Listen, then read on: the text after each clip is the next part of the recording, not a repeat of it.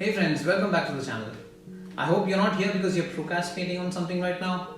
Anyways, by the end of this video, you will be in a better position on how to deal with procrastination. In the last video, we discussed why we procrastinate.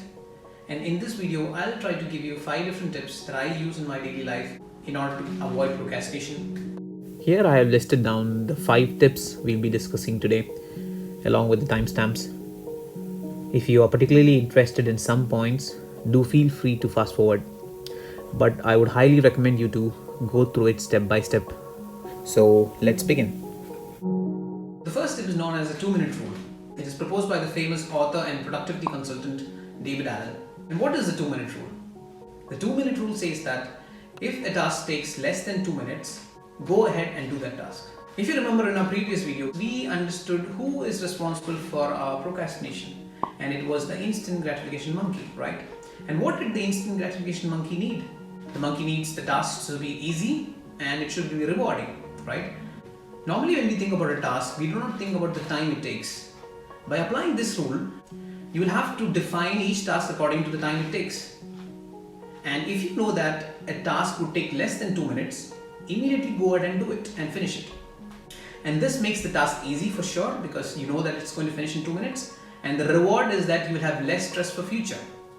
Okay, so in this way the monkey is satisfied to do this job, and also you are rewarded by having less stress for future. For example, if you want to clean up a desk that you're working on, or if you want to throw out the garbage or wash some mugs, these are things that take less than 2 minutes, right? So we should always see these tasks in terms of how much time it takes, and if you know that it takes less than 2 minutes, right away go ahead and do it. That instantaneously removes the procrastination there. That was the first one. Coming to the second one. Now you might ask, not all tasks are 2 minutes, right? It's for sure. Some tasks take days, some takes weeks, some take months, and some even years, right? So this step I call it as breakdown and clarity. And what is that? So when we approach big and complex tasks, there are 2 things that we need to do. One is break down the task into smaller chunks, and second one is the clarity that you need to have about each task that has to be done. So once you have divided the task and have clarity on each task, the next thing that you need to do is write it down somewhere. It can be in the form of apps that you use, or the to-do list that you have, or on a piece of paper. For example, let's assume you're a student and you want to study a particular subject for tomorrow, let's say mathematics. If you define in your mind the goal that I need to study mathematics for tomorrow, your mind considers it as very stressful because the portion is huge. You know that the portion is huge, and definitely you know that this is something stressful. So what you need to do is, first of all, divide the subject into multiple chapters. That is something that you can do. That is called division, or that is called the breakdown, right? And then once you break down into multiple small chunks, then you take a particular portion that you're going to study tomorrow, and that is called as clarity. So selecting from the chunks, the portion that you're going to study tomorrow is known as clarity. So once you break down and you have the clarity what you need to do, the task becomes much easier. And that is tip number 2. And the third tip is known as the 5-minute rule. This rule is also called as 2 minutes, some people call it 10 minutes, but the idea is the same. And I'll try to explain what it is. So now you have broken down the portions into smaller divisions and you have a clarity on what you need to do. That is true. But then you have not started the activity yet. And that is when the third tip comes in handy. What does this 5-minute rule say? Assuming that you have a clarity in studying one chapter for tomorrow, the next step is to identify a very small portion of that chapter, okay? And then go for it. Because this is again dividing the already divided part into much smaller divisions. So this is only for the starting purpose. Because as we know that when we start a vehicle, we always start in the first gear. Why?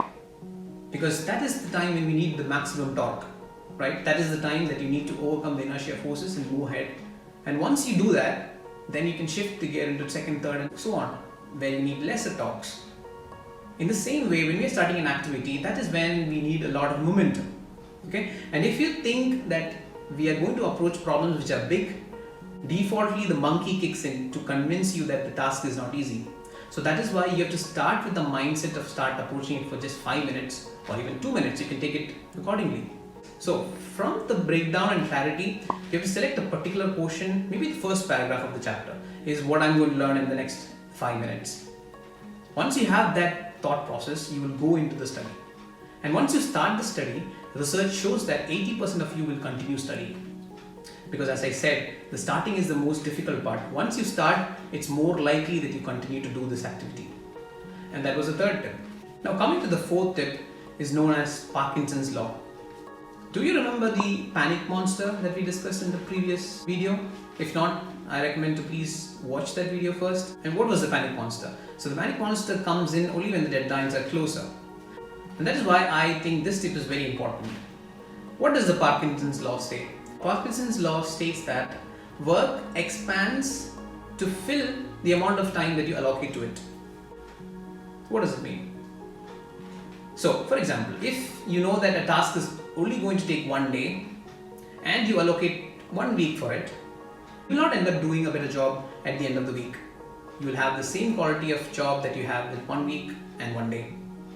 And this is a problem. So if you assign deadlines which are very lenient, you're wasting a lot of time and you're procrastinating. Because we all know this, when we are given a particular task to do, we wait till the last minute to complete it. Because our mind knows that, okay, I need to put in only this much time to complete it, and definitely I can recover it at the end.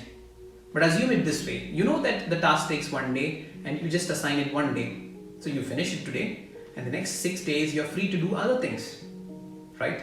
And that's why the law says work expands into the time that you allocate to it. So if you allocate 1 week, it will take 1 week. If you allocate 2 weeks, it will take 2 weeks. This is pretty common also in our daily lives. For example, if you're cooking and there are no strict deadlines, so you can make a dish in 1 hour, for example. But I'll put another situation in mind. Now you know that a guest is coming in half an hour and you want to cook the same dish. But somehow you manage to do that in 30 minutes. How is that possible? It is because you have a deadline fixed there. Because you know that the guest is going to come in 30 minutes. And you know the target is to be achieved in 30 minutes. I'm not saying that the task which takes more than the deadline can be achieved here. No. I'm telling that the tasks that take 30 minutes will only take 30 minutes if you give a deadline of 30 minutes. And if you give a deadline of 1 hour, it will take 1 hour. Coming back to the cooking example, once you know that I only have 30 minutes, you will properly plan the activity. Like for example, you can switch on the stove, heat up the pan while you're washing the meat. And while you're cutting the meat, you can sort the vegetables. So you are doing activities in parallel, and that's how you end up saving time and finish the activity in 30 minutes. Rather than if there was no constraint, you would have taken each step by step, like washing separately, then you cut vegetables, then you cut the meat, then you switch on the pan, then you saute the vegetables, then you put in the meat and so on. Okay? So what I intend to say is, you should always try to understand what is the optimum time it takes to do a particular task and assign the task only that much of time. Because otherwise work expands. You feel that there is a lot of work to be done, but actually you end up wasting a lot of time. This is the same way like when we saw the panic monster. So once we set tight deadlines, so the panic monster is always in the realm. And if he's in the realm, you know that the monkey cannot stand, right? And that's how we stop procrastinating. So you should always understand how to allocate the right time for that particular task. And that was tip number 4. Now, coming to the fifth and the last tip is about distractions. So distractions is the main area where we lose focus. For example, when we are sitting down to do a particular activity, maybe write something or read something or learn something, definitely our smartphones are always with us, either in the pocket or on the table. It's always there with us. And definitely this is one of the most common distractions that we all face. So how to manage this distraction? And that is why the fifth tip comes in handy. You should always keep your distractions at least few meters away from you.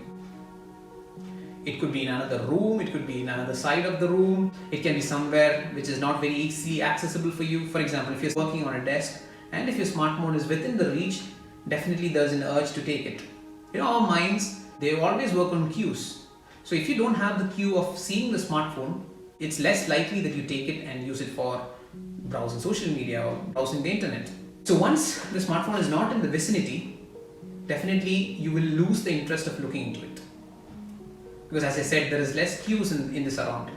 So you should always create an environment where there are less cues for your distractions. So once you keep your smartphone at a distance which is not reachable while sitting, you're definitely avoiding the cue of seeing the phone, and also your mind now knows that you have to get up and go there, which again acts as a hindrance in getting to the phone. If you have not tried this step, please do try, it definitely works. I hope these 5 tips have helped you to understand how to avoid procrastination. And the next step that you need to do is act on it. We have all heard this famous quote, knowledge is power, right? But I relate knowledge to fuel in a car. As long as it stays in the tank of the car, it doesn't have any power. Unless and until you switch on the key, the fuel doesn't burn. The same thing is with knowledge. As long as it's inside, it doesn't show its power. You need to act on it for the potential to be revealed. So what task are you procrastinating today? I urge you, after watching this video, try to apply these 5 tips into your activity. And immediately you can see that you're making progress. And trust me, very soon you'll be closer to your goals. I hope you liked this video, and if it added some value to your life, please leave a like. Do share it with your friends and leave a comment in the comment section. Do subscribe for more videos like these. Before signing off, I would like to once again urge you to act upon the knowledge that you gained today. Until we meet next time, goodbye.